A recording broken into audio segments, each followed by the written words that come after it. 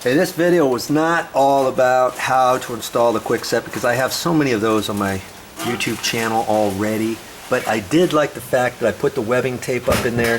That did not bubble at all. In fact, there was one up here that I did not have any tape on because the paper wasn't showing, and that even lifted from before, so I ended up cutting that out, and I went the extra mile, put some more webbing tape up there on that one because that was missing, and it worked out just perfect.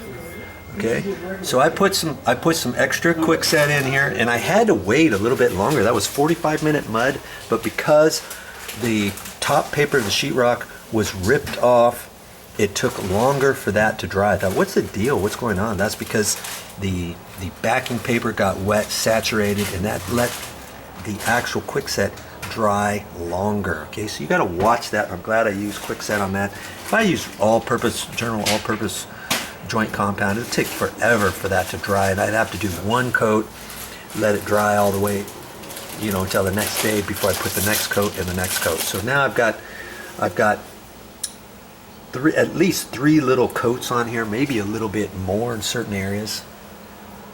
Okay, with the Quickset, and now I'm ready for the next step. I'm going to let this dry a little bit longer. Okay, before I put the lightweight all-purpose joint compound. Well, that's all I got for this time, but I'll be back with more videos. I went to Costco and I got there at 6:01. Guess what time they closed?